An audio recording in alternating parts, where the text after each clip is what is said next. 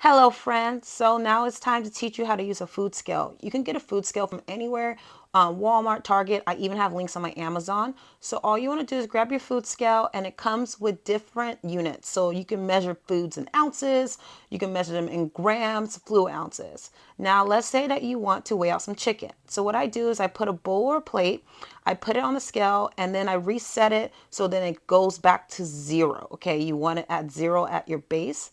Then you can grab your food and add it. And let's say you want 4 ounces of chicken. So I will take out the chicken, throw it in a bowl until it reaches about 4 ounces of chicken. It's that simple.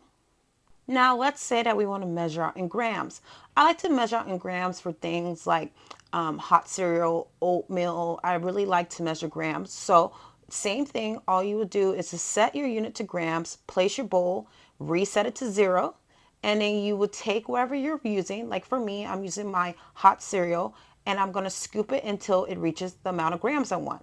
I want 40 grams of dry cereal. So I'm going to put 40 grams. There you go. That easy. Final tip, if you're ever out and you just want to pack all your food for the day and you just want to take from the bowl, this is easy. So all you do is you place the item with the food, reset it so it's at zero, and then every time you take out the food, it's going to give you the amount that you have taken out. It's that simple. Either way works.